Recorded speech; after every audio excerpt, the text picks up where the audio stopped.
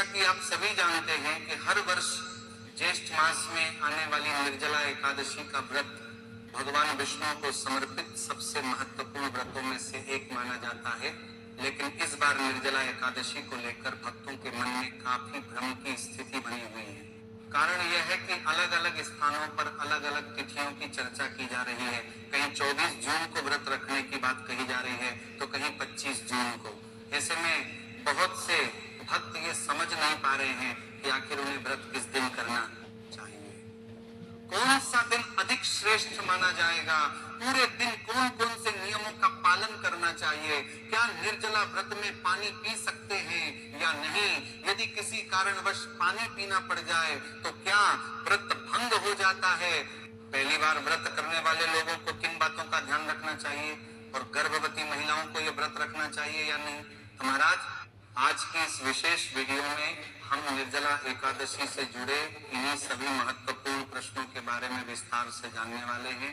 लेकिन उससे पहले यदि आप भी चाहते हैं कि भगवान विष्णु और माता लक्ष्मी की कृपा आपके घर परिवार पर सदैव बनी रहे, सुख समृद्धि और खुशहाली आपके जीवन में बनी रहे, तो वीडियो को लाइक अवश्य करें, चैनल को सब्सक्राइब करें और कमेंट बॉक्स में ओम नमो भगवते वासुदेवाय या ओम महालक्ष्मी नमः अवश्य लिखें। तो महाराज, सबसे पहले बात करते हैं कि इस वर्ष निर्जला एकादशी का व्रत किस दिन रखना उचित माना जा रहा है।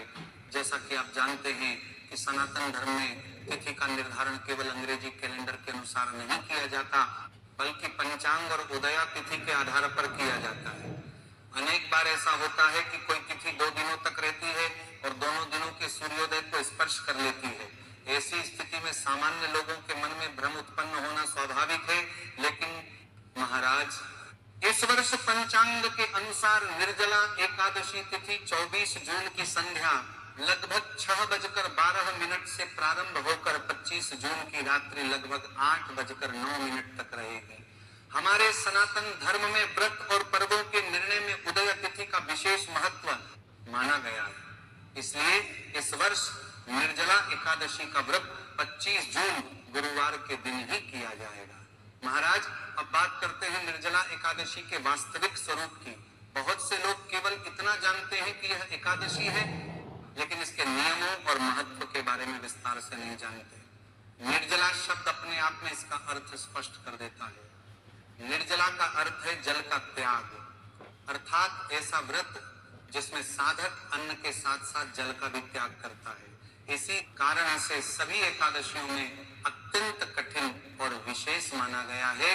जो व्यक्ति पूर्ण निर्जला व्रत करता है वह सूर्योदय से लेकर अगले दिन पारण तक न तो अन्न ग्रहण करता है और न ही जल पीता है। अब महाराज, यहाँ एक प्रश्न बहुत बार पूछा जाता है कि यदि जल नहीं पी सकते तो क्या दूध पी सकते हैं, क्या फलों का रस ले सकते हैं, क्या शरबत, नींबू पानी, चाय या कॉफी पी सकते हैं। तो जो लोग पूर्ण निर्जला व्रत का संकल्प लेते हैं वे इन सभी वस्तुओं का भी त्याग करते हैं, क्योंकि ये सभी तरल पदार्थ हैं और निर्जला व्रत का मुख्य नियम ही जल तथा अन्य पेय पदार्थों का त्याग माना गया है। इसलिए पूर्ण निर्जला व्रत करने वाले लोग केवल भगवान का स्मरण करते हुए संयम का पालन करते हैं। लेकिन महाराज, यहाँ एक महत्वपूर्ण बात समझनी आवश्यक है। धर्म कभी भी किसी व्यक्ति को उसकी क्षमता से अधिक कष्ट देने की शिक्षा नहीं देता। प्रत्येक व्यक्ति की शारीरिक स्थिति अलग होती है। किसी की आयु कम होती है, कोई वृद्ध होता है, कोई बीमार होता है, किसी को नियमित दवा लेनी पड़ती है। ऐसे लोगों के लिए वही नियम लागू नहीं किए जा सकते जो एक पूर्ण स्वस्थ व्यक्ति के लिए होते हैं। इसलिए यदि किसी की स्वास्थ्य स्थिति ऐसी नहीं है कि वह पूरे दिन बिना जल के रह सके, तो उसे अपनी क्षमता और स्वास्थ्य के अनुसार व्रत करना चाहिए तथा भगवान से प्रार्थना करनी चाहिए। शास्त्रों में भावना और श्रद्धा का भी अत्यंत महत्व बताया गया है। महाराज, अब एक बहुत महत्वपूर्ण विषय पर बात करते हैं जो विशेष रूप से उन लोगों के लिए है जो पहली बार निर्जला एकादशी का व्रत करने जा रहे हैं। बहुत से भक्त उत्साह में पूर्ण निर्जला व्रत का संकल्प तो ले लेते हैं, लेकिन उन्हें यह जानकारी नहीं होती कि शरीर को इसके लिए पहले से तैयार करना भी आवश्यक है। यदि कोई व्यक्ति पहली बार यह व्रत कर रहा है तो उसे एक दिन पहले से ही तामसिक भोजन अधिक मसालेदार भोजन और भारी भोजन से बचना चाहिए। व्रत से एक दिन पूर्व हल्का और सात्विक भोजन करना अधिक उचित माना जाता है। साथ ही पर्याप्त विश्राम भी करना चाहिए ताकि अगले दिन शरीर में कमजोरी अधिक महसूस न हो।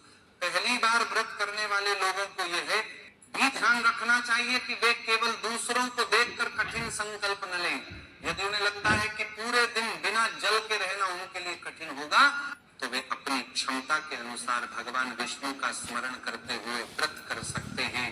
कई लोग पहली बार में ही पूर्ण निर्जला व्रत का प्रयास करते हैं और बाद में स्वास्थ्य संबंधी परेशानी का सामना करते हैं।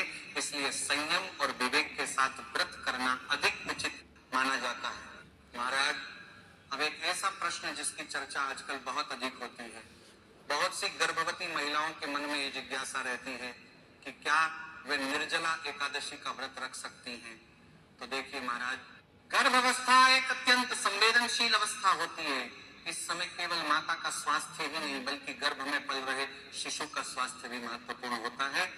इसलिए गर्भवती महिलाओं को पूर्ण निर्जला व्रत करने का प्रयास नहीं करना चाहिए।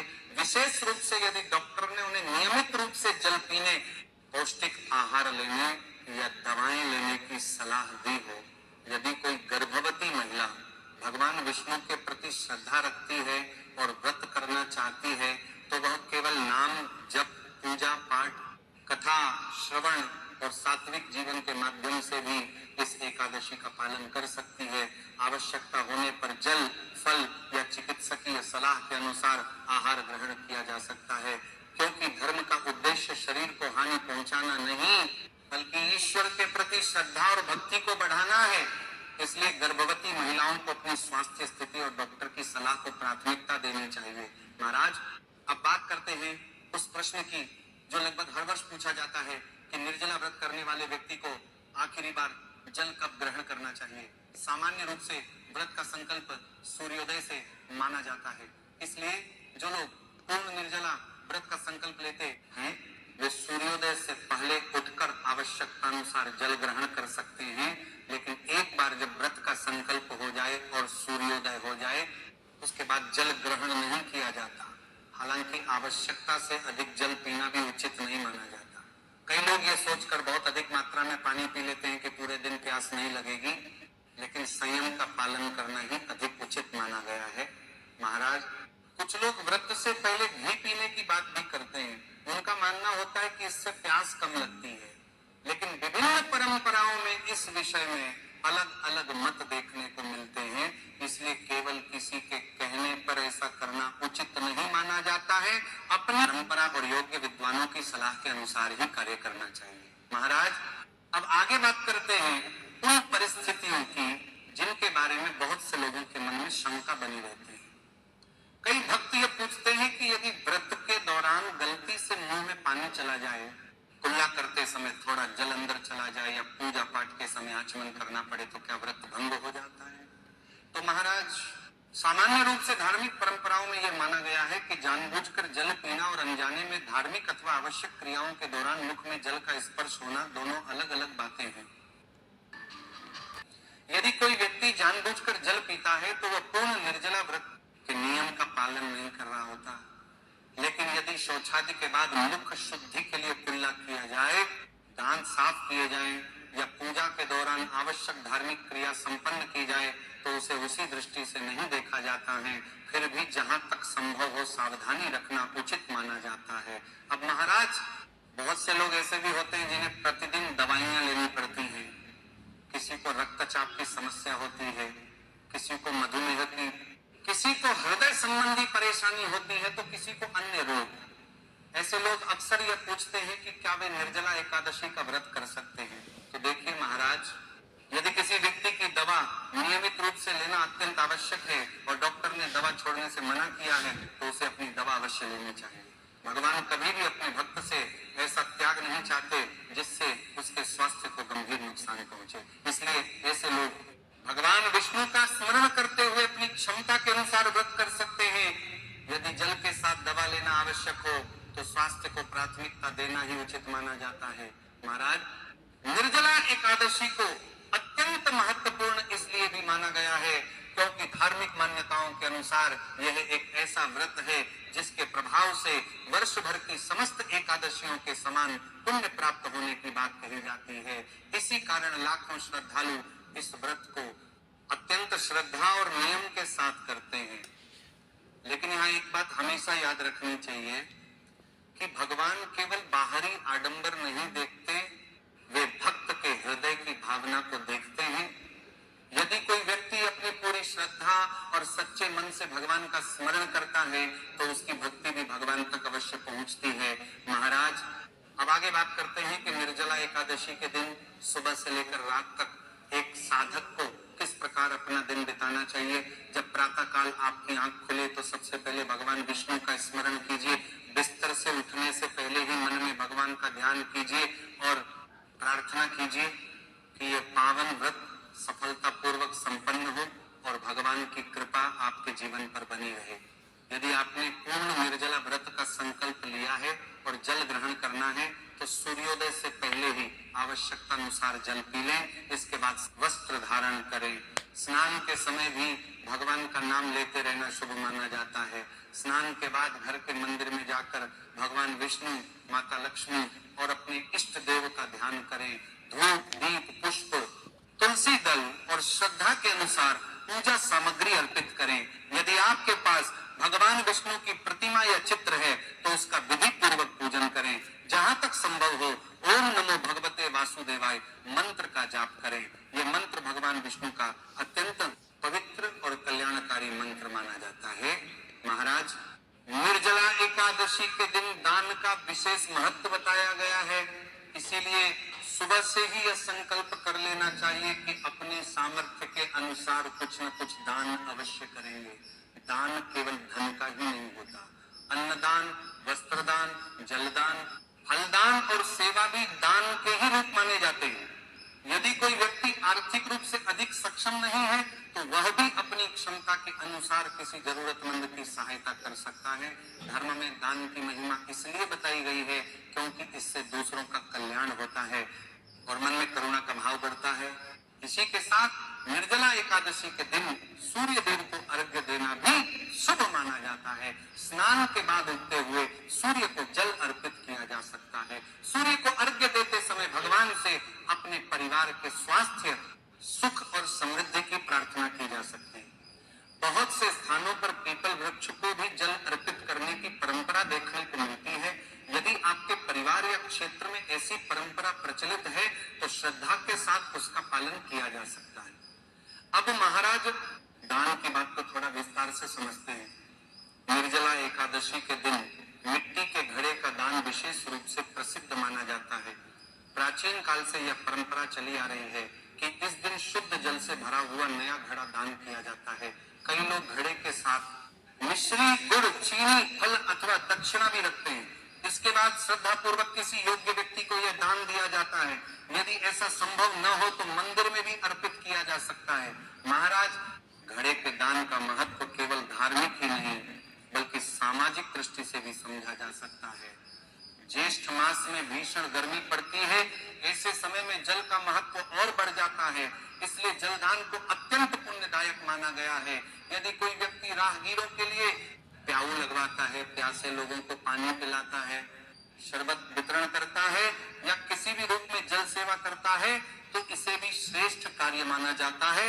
निर्जला एकादशी के दिन केवल भोजन का त्याग ही पर्याप्त नहीं माना जाता। इस दिन अपने विचारों और व्यवहार को भी पवित्र रखने का प्रयास करना चाहिए। जितना हो सके भगवान का नाम स्मरण करें, भजन सुने, कथा सुने, धार्मिक ग्रंथों का अध्ययन करें और अपने मन को सकारात्मक बनाए रखें। यदि पढ़ने में कठिनाई हो तो मोबाइल या टीवी पर धार्मिक प्रवचन और कथा भी सुनी जा सकती है, लेकिन पूरे दिन केवल मनोरंजन और व्यर्थ की बातों में समय व्यतीत करना व्रत की भावना के अनुकूल नहीं माना जाता है। इस दिन झूठ बोलने से बचना चाहिए, किसी की निंदा नहीं करनी चाहिए, किसी के प्रति द्वेष, ईर्ष्या या क्रोध का भाव नहीं रखना चाहिए। यदि किसी से मनमुटाव हो तो उसे दूर करने का प्रयास करना चाहिए। भगवान की भक्ति तभी सार्थक मानी जाती है जब उसके साथ अच्छे आचरण का भी पालन किया जाए। एक और महत्वपूर्ण बात यह है कि व्रत के दिन अत्यधिक आलस्य से बचना चाहिए।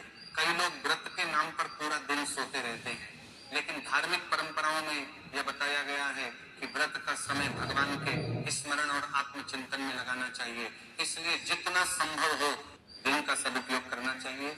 यदि शरीर में कमजोरी महसूस हो तो विश्राम अवश्य करें, लेकिन पूरा दिन केवल सोकर बिताना उचित नहीं माना जाता है। इसी के साथ महाराज, जो लोग पूर्ण निर्जला व्रत करते हैं उन्हें अधिक बोलने से भी बचना चाहिए।